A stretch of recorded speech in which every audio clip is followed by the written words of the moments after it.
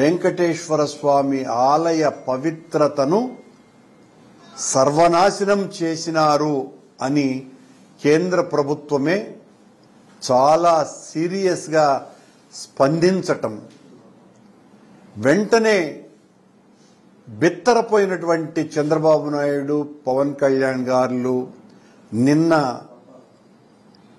అమిత్ షా గారు విజయవాడకు పర్యటనకు వచ్చిన సందర్భంలో ఆయన కాళ్ల వేళ్ల భంగపడి ఆ సమీక్షను రద్దు చేస్తున్నట్టుగా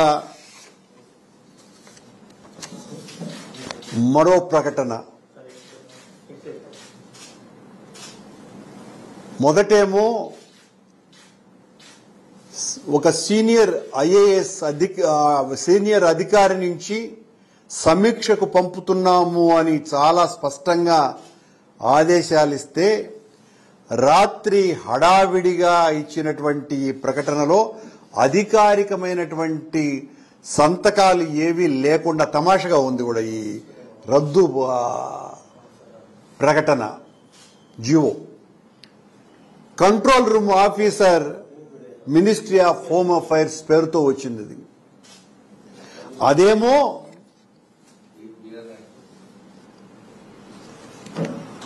Ashish V Gavai, director disaster management division, ministry of home affairs తో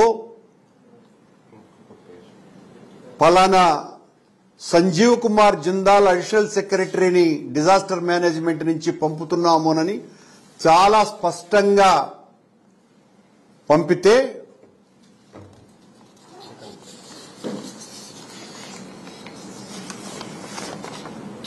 ఈ రెండు ప్రకటనలు ఇవి.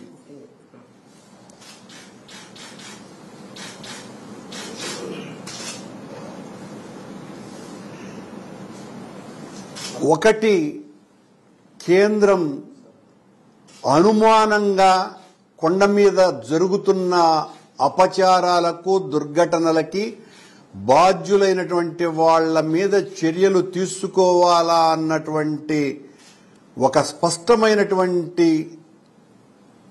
అంశంగా పరిగణించి వాళ్ళు ఓ అధికారిక సమావేశం ఏర్పాటు చేయాల్సిన అవసరం ఉంది అని 17వ తారీఖున ప్రకటించటము.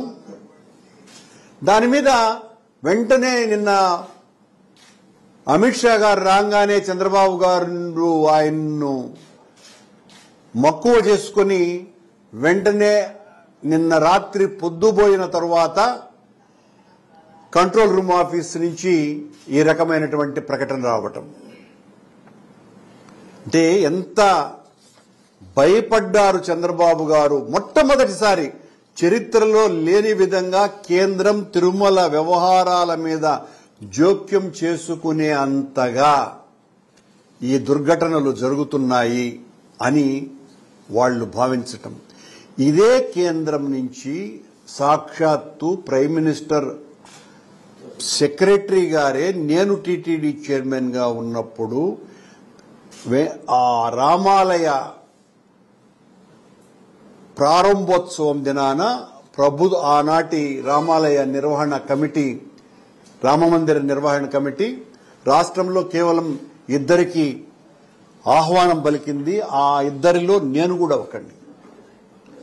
నేను వెళ్లటం కూడా జరిగింది. ఆ రోజున నాతో అంతపూర్వం ఉన్నటువంటి మోడీ గారి ప్రత్యేక కార్యదర్శి నాకు ఫోన్ చేసి, మా ఈవోకు ఫోన్ చేసి, అంటే ఈవోగా ఉన్నటువంటి ధర్మారెడ్డికి ఫోన్ చేసి, క్రౌడ్ మేనేజ్మెంట్ కు సంబంధించి మీరు అధికారులను పంపండి అని వాళ్ల విజ్ఞప్తి మేరకు మా అధికారులు ఇంజనీరింగ్ శాఖకు సంబంధించిన చీఫ్ ఇంజనీర్, అడ్వైజర్ ఇంజనీరింగ్ దీనికి సంబంధించిన ఆఫీసర్లు అందరూ కూడా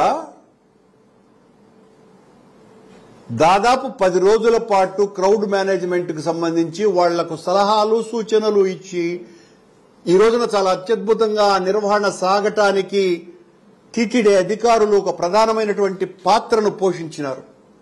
అంతటి ఘనమైనటువంటి చరిత్ర ఉన్నటువంటి ఆలయానికి ఎంత అప్రతిష్ట తెచ్చినారు అనంటే చంద్రబాబు గారు అధికారంలోకి వచ్చిన రోజు నుంచి ఆనంద నిలయుడి చెంత అన్ని అపచారాలే. ఈ ఘటనలు దైవానికి జరిగినటువంటి ద్రోహంగా ప్రజలందరూ కూడా భావిస్తున్నారు. మాయ మాటలతో, తప్పుడు వాగ్దానాలతో మనుషుల్ని మోసం చేయవచ్చు చంద్రబాబు నాయుడు గారు. విశ్వనేత్రుని ముందు ఈ వింత నాటకాలు కుదరవు. హైందవ ధార్మిక రాజధానిలో బ్రహ్మాండ నాయకుని చెంత శిశు మరణాల అంటే ఈ మధ్యనే ఒక వారం 10 రోజులు కూడా గాల కొండ మీద చౌల్ట్రీ నుంచి ఒక బాలుడు పడిపోయినాడు. దానికి చంద్రబాబు గారికి సంబంధించినటువంటి పత్రికలు కానీ ప్రసార మాధ్యమాలు కానీ ఏ రకమైనటువంటి ప్రచారము ఇవ్వాల. ఎందుకు చనిపోయినాడు, ఎలా చనిపోయినాడు, అసలు ఈ దుర్ఘటన జరగటం ఏంటి? వెంకటేశ్వర స్వామి చెంత ఒక చిన్న పసిబాలుడు చనిపోవటం ఎంత దుర్మార్గము.